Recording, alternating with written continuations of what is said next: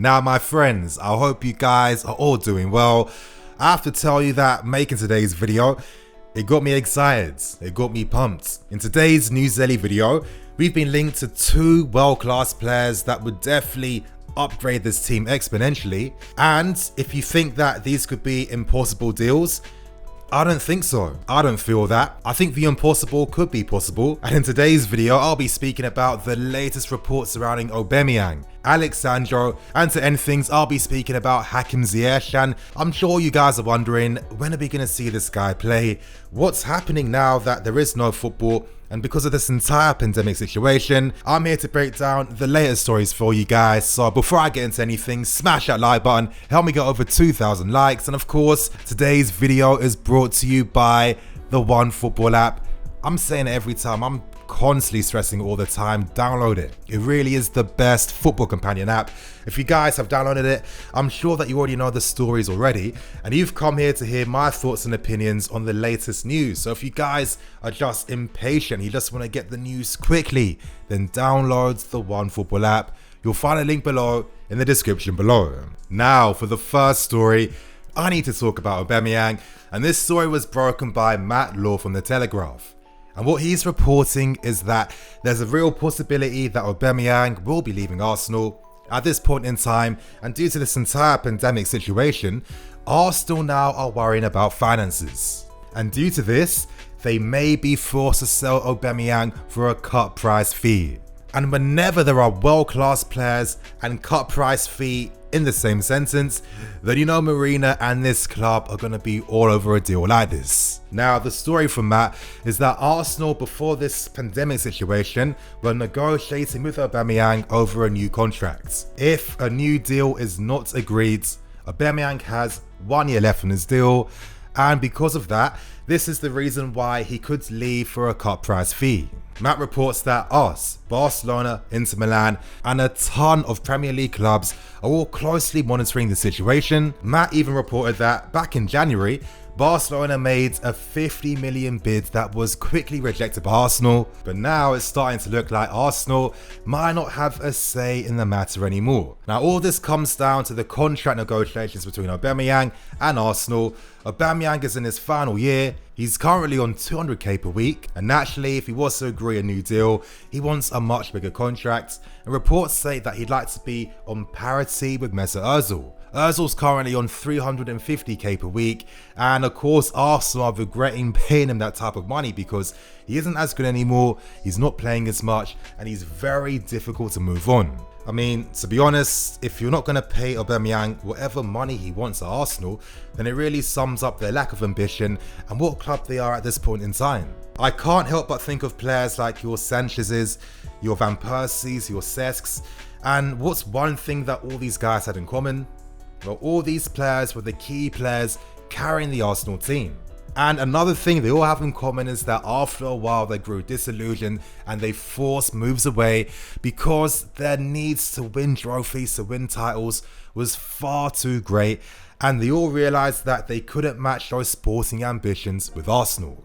I say this every single time, as players get older and once they're near the age of 30, they start to become a bit more selfish, and selfish isn't necessarily a dirty word. Naturally they're selfish because their careers are about to end and they're at the stage where they want to look back and realise, what have I won? What do I have to show for my career over these years? And we've already read so many reports over the months suggesting that Aubameyang has grown disillusioned, just like Sanchez, just like Van Persie, just like Fabregas, and most possibly wants to leave. Now, I'll give my closing thoughts, you guys. What do I think about this deal? Sign him up. It's really that simple. Sign him up. He is the perfect striker we need. He comes in and brings immediate world-class quality to the team. And due to his age, well, he isn't jeopardizing Tammy Abraham's long-term future at the club. Abraham is without doubt one of the best under-23 strikers in the world right now. Imagine if we had Aubameyang as a mentor. Tammy's long-term future isn't jeopardized. He'd get plenty of game time, and we could definitely get at least 3 top quality years out of Aubameyang. I'm sorry, we always think that once players reach 30, they start to decline. I don't know what FIFA or Football Manager has done to the football fans these days, but it's not how it works. You know, he's in his prime right now, and he's going to be in his prime for the next few years. For me, Aubameyang is identical style-wise to a Timo Werner. He can play out wide, through the middle, and up front with strikers as well. And with the team that Lampard's building, with the players that he wants in the squad, he wants tactical flexibility. If you have Aubameyang in the team, I'm sure there's going to be games during next season where we see him and Tammy Abraham up front, or even Aubameyang out wide if guys like Pulisic or Hudson-Odoi or any forward players get injuries. Once players are in their prime, that's when teams have the possibility of winning things. It's not very often that you see a team consisting of players under the age of 24 winning everything in football. You know, you need a mixture and a blend of experienced world-class players. And I've been saying this for a while, you guys. For us to grow and improve as a team, we have to fill areas that we need with world-class talent. I don't care that Aubameyang's 30 years old. He's one of the best strikers in the Prem. He's been carrying Arsenal since he signed for them, and he would suit how we play to a T. I hope that we get a deal for him done. And in the comment section below, you guys, give me your thoughts and opinions. Would you like to see Aubameyang? And if you don't, I don't know why you wouldn't, then state your reasons why. Now we move on to another interesting story that came out today, and that's in regards to Alex Sandro. Now, reports came out from Sport Witness via Tuttosport, and Juventus right now are feeling very confident that they're going to be the club to snap up Emerson. Tuttosport report that Juventus and us have very good working relationships. You know, we allowed Sarri to sign for them very easily, and of course we negotiated that 3-year loan with Cuadrado. The article claims that due to the pandemic, it's going to mean that the market's going to become a lot more responsible. Clubs that originally value players for very high fees are now going to understand that that's definitely going to be a fantasy. And this is where Alex Sandro comes into play, because the report states that Juventus would be willing to let Sandro be involved in a player plus money deal for Emerson.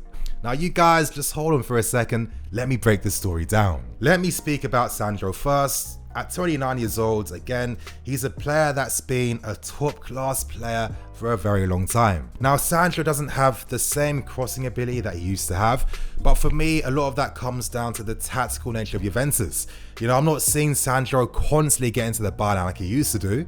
And I think that if he was to sign for us in our system with how Lampard wants the fullbacks to push forward, get to the byline, stretch the play and keep that width, I think he'd be the perfect fullback for your Pulisic and your Hudson-Odois. And that's because Alex Sandro is very, very good defensively. With reports originally suggesting that we were close to signing Alex Telles, there's been no new developments. Could there possibly be a reason for that? The pandemic is really distorting the market now, and the key word for this window is gonna be responsibility. Now, of course, Alex Sandro is valued at a much higher fee than Emerson.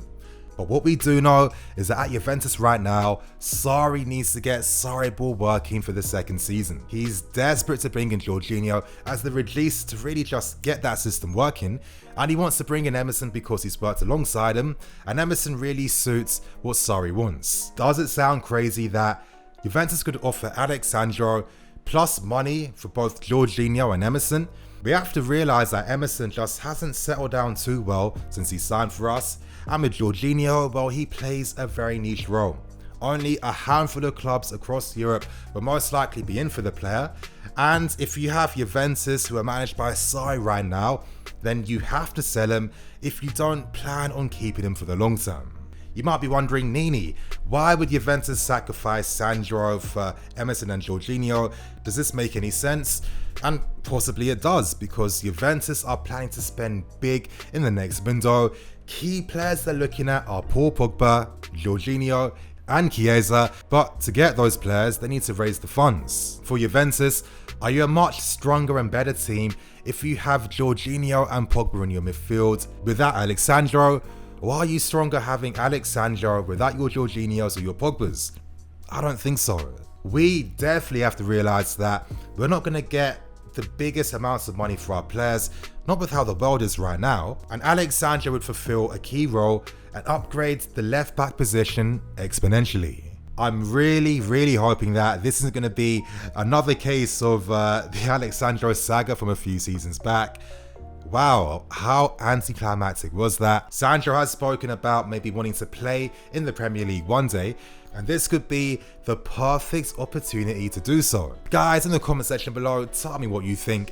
Do you want to see Alex Sandro here, or do you think because he's 29 years old that once he reaches 30 then he just immediately becomes a bad player, blah blah blah. Now let's end with the final story for the day, and that's in regards to what's going to happen with Hakim Ziyech. Now, to give you guys some backstory, we should all know by now that the Eredivisie has been cancelled.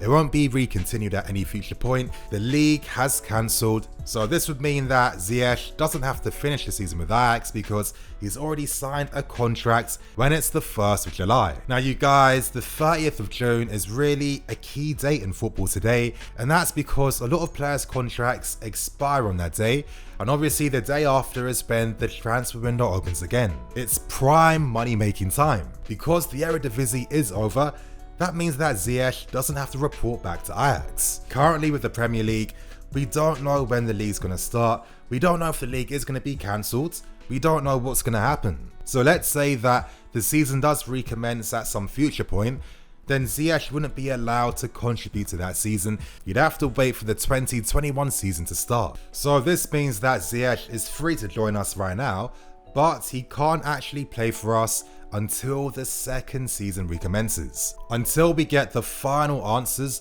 as to what's going to happen with this current season, then we're not going to know when Ziyech can finally play for us. I guess our only saving grace right now is seeing what happens in the Bundesliga, because they've confirmed that their league will recommence very soon, and they've spoken about certain procedures in place that players and teams will have to follow.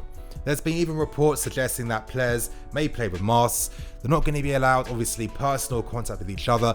Players won't shake hands before a game starts. And of course, no fans are allowed at the stadium or even outside the stadium.